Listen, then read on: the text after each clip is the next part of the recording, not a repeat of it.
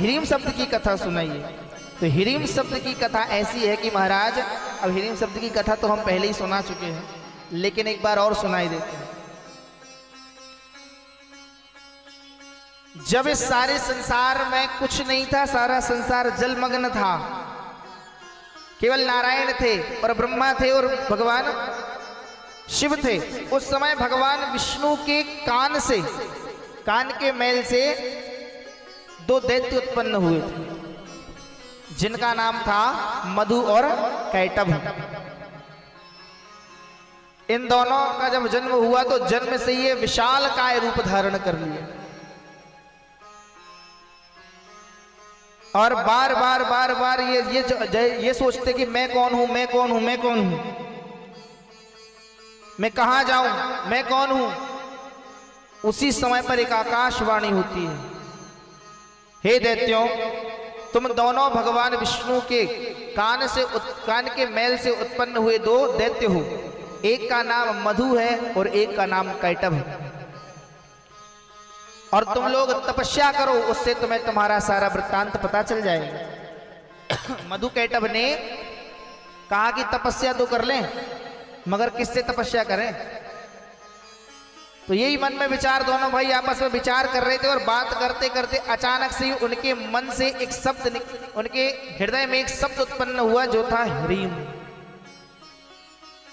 तो एक ने ह्रीम बोला, दूसरे भी ह्रीम बोला, तो दोनों के शरीर के रोम खड़े हो गए। उनको लगा यही मंत्र है जिससे तप करना चाहिए।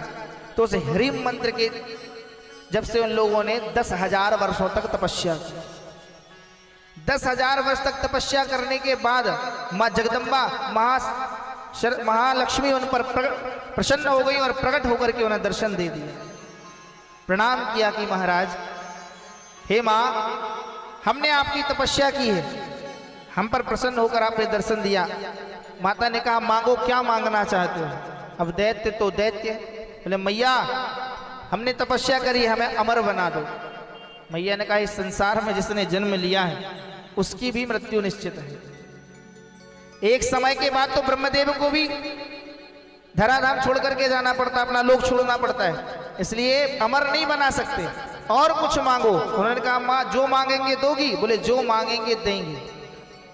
तो मधु कैटभ ने कहा, मैया हमें इच्छा मृत्यु का वरदान दे, जब तक हम ना चाहें हमें संसार में कोई मार ना सके।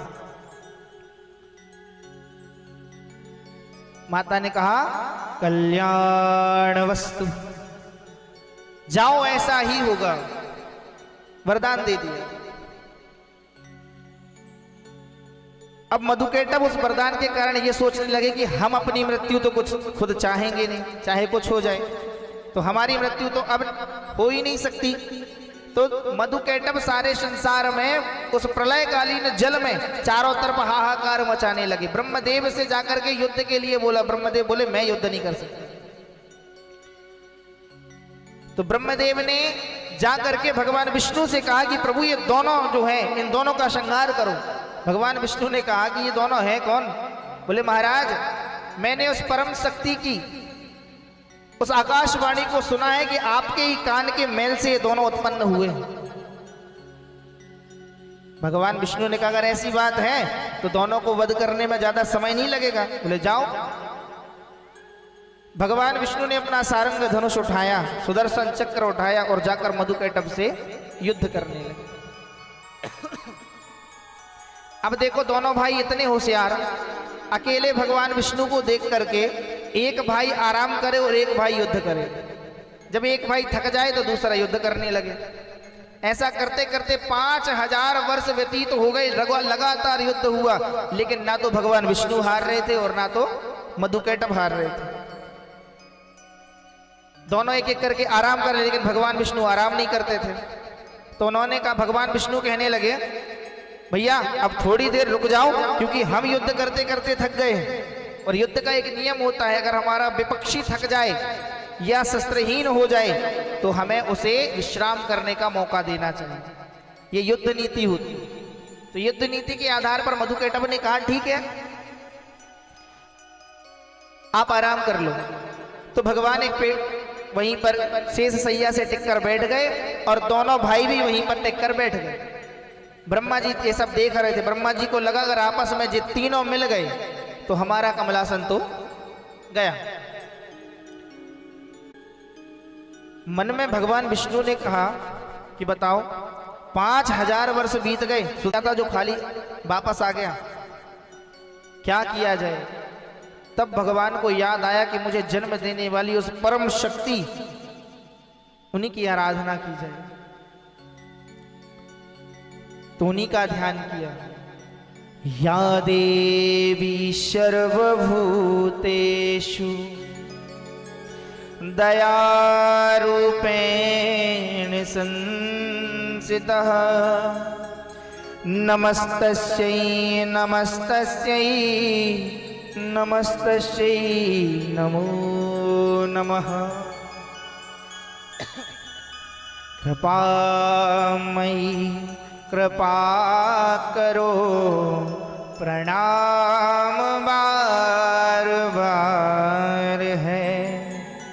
दयामयी दया करो प्रणाम बार बार है। बार बार माता की आराधना करने लगे और आराधना मन में कर रहे थे। जानते थे कि जोर से करेंगे तो इनको लगेगा ये विश्राम नहीं कर रहे हैं। तो अंतःकरण में ही जब माँ जगदम्बा की आराधना की तो माँ जगदम्बा अंतःकरण में प्रकट होकर कहने लगी, नारायण बताइए कैसे याद किया। भगवान विष्णु ने कहा कि माँ 5000 वर्ष इन दोनों से युद्ध करते व्यतीत हो गया, इन दोनों का वध क्यों नहीं होता। माता ने कहा कि ये मेरे आशीर्वाद से इन्होंने मेरे बीज मंत्र ह्रीम शब्द का उपयोग करके तपस्या करी है, उसी तपस्या के फल स्वरूप इन दोनों ने इच्छा मृत्यु का वरदान प्राप्त कर रखा है। आप एक काम कीजिए, इन दोनों को अपनी बातों में उलझाइए, अपनी माया में इन दोनों को उलझा कर रखो, मैं अपनी माया से इन दोनों को मोहित कर दूं, तब आप इन पर विजय प्राप्त कर सकते हो। तो हाथ जोड़ करके भगवान प्रार्थना करने लगे। न तातो न माता न बंधुर न दाता न पुत्रो न पुत्री न भृत्योर न भर्ता न जाया न विद्या न वृत्तिर्ममैव गतेस्त्वं गतेस्त्वं त्वमेका भवानी। हे माँ हमारी रक्षा करना। उन्होंने कहा ठीक है। और माँ जगत जननी जगदम्बे ने ऐसा ही किया। ब्रह्मा उनके अंतःकरण से जब माँ जगदम्बा अंतर्धान हुई तो विष्णु जी ने अपने नेत्र खोले और कहने लगे, मधुकैटभ तुम दोनों बड़े वीर हो, 5000 वर्षों से युद्ध कर रहे हो और अभी तक तुम पराजित नहीं हुए। आज मैं तुम्हारे पराक्रम से प्रसन्न हुआ, मांगो क्या मांगना चाहते हो। तो कहते हैं ना, मूर्ख तो मूर्ख होता है। दैत्य ठहरे दैत्य दिमाग का उपयोग नहीं करते, बल का उपयोग करते हैं। विष्णु जी ने कहा मांगो क्या मांगना चाहते हो। तो मधुकैटभ कहने लगे, हमसे ज्यादा वीर तो तुम हो। हम दोनों भाई तो एक लड़ता था, एक विश्राम करता था, फिर जो थक जाता था वो विश्राम करता था, जो विश्राम कर रहा था वो लड़ता था। हमसे ज्यादा वीर तो तुम हो और हम यहाँ पर याचक बनकर नहीं आए, दाता बनकर आए हैं। मांग लो, तुम्हें जो मांगना हो तो मांगो।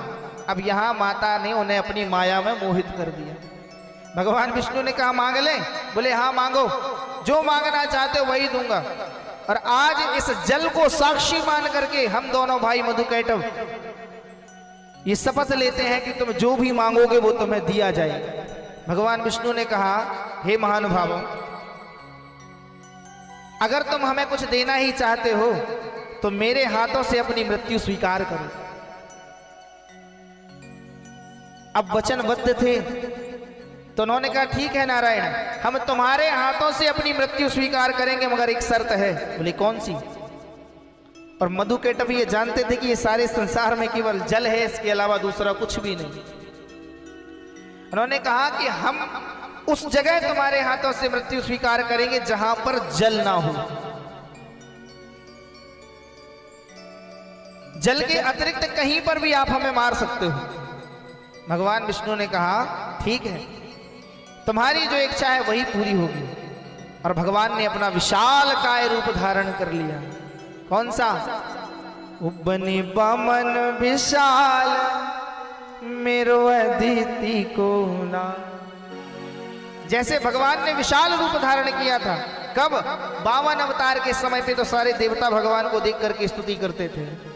बनो बमन विशाल मेरो अदिति को लाल, बनो बमन विशाल मेरो अदिति को लाल, बनो बमन विशाल मेरो अदिति को लाल, बनो बमन विशाल मेरो अदिति को लाल, मत वारी जाकी चाल मेरो अदिति को लाल, मत वारी जाकी चाल मेरो अदिति लाल, मेरो अदिति को लाल, मेरो अदिति को लाल, मेरो अदिति को लाल, मेरो अदिति को लाल, या के नैना है कमाल मेरो अदिति को लाल, या के नैना है कमाल मेरो अदिति को लाल, बनो बमन विशाल मेरो अदिति को लाल।